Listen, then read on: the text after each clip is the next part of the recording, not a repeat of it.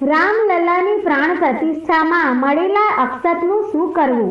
લાંબી પ્રતીક્ષા બાદ અયોધ્યામાં રામ જન્મભૂમિ પર રામ મંદિરનું નિર્માણ કરવામાં આવ્યું છે, જ્યાં 22 જાન્યુઆરી 2024ના રોજ રામલલ્લાની મૂર્તિની પ્રાણ પ્રતિષ્ઠા કરવામાં આવશે.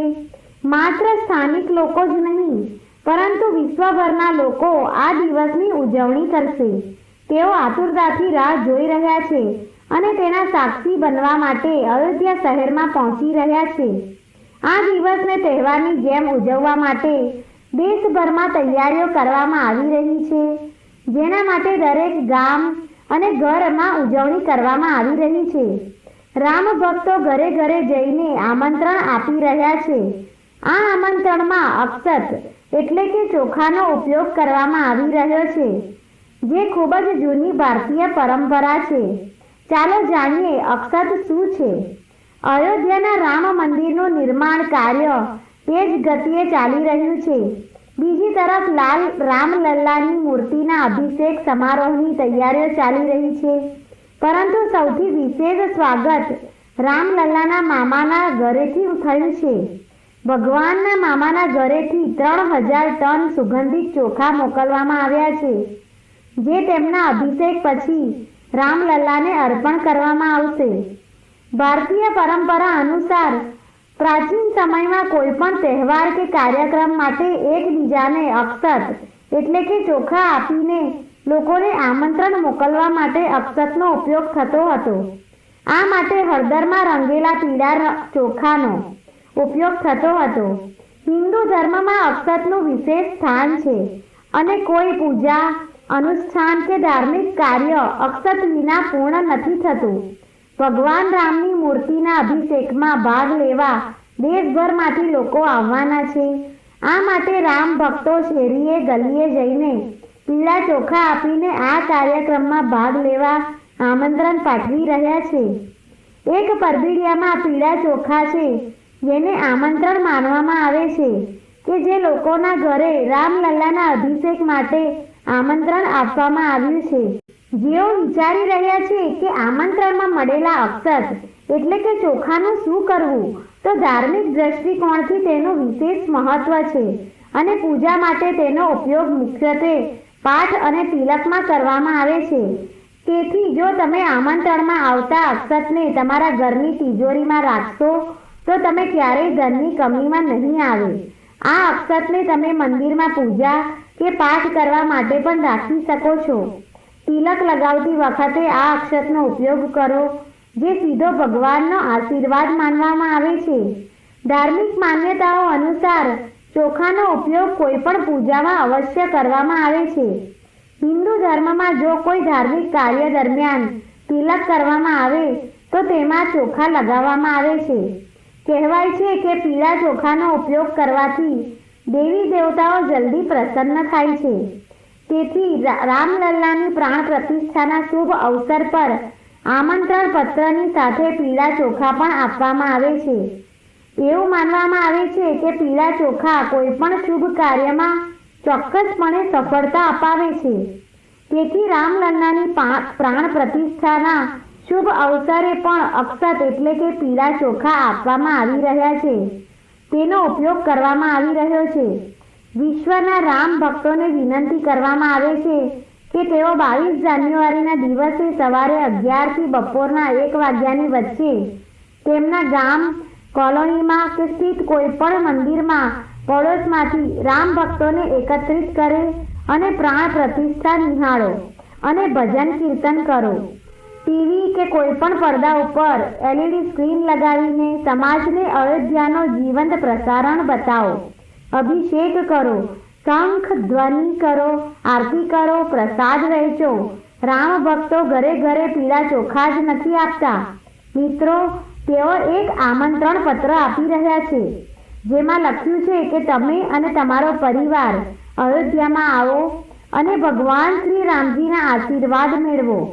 જે રામ ભક્તો કોઈ કારણસર આવી શકતા નથી, તેમના પણ માટે લખ્યું છે કે તેઓ જ્યાં પણ હોય ત્યાં તેમના ઘરની સામે દીવો પ્રગટાવો.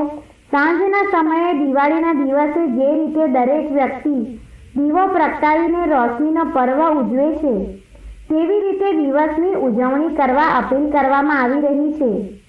ચોખા શુક્ર ગ્રહનું પ્રતિનિધિત્વ કરે છે, તેથી વ્યક્તિને શરીરે કીર્તિ, લક્ષ્મી અને તમામ ભૌતિક સુખ સુવિધાઓ મળે છે. શુક્ર ગ્રહથી તેના લાભ મેળવવા માટે ચોખા છે તમારે તેને લાલ રેશમી કપડામાં બાંધીને તમારી તિજોરીમાં રાખવું જોઈએ. આવું કરવાથી મંગળવારના દિવસે લક્ષ્મી યોગ બનશે. તેનાથી સુખ સમૃદ્ધિ પ્રાપ્ત થશે. ઘરમાં રામ મંદિરમાંથી મેળવેલા ચોખાનું ઘણું મહત્વ છે. તેથી રામલલ્લાના પ્રતિષ્ઠામાં દિવસે આ ચોખામાંથી ખીર બનાવી શકાય છે. ત્યારબાદ આ ખીરને પ્રસાદ તરીકે પરિવાર સાથે લો. આમ કરવાથી ઘરમાં સમૃદ્ધિ આવશે. શ્રી રામ મંદિરથી લાવેલા ચોખાનું શું કરવું? રામલલ્લાના આ ચોખાનો વિશેષ મહત્વ છે. તેને શુભતાનું પ્રતીક માનવામાં આવે છે.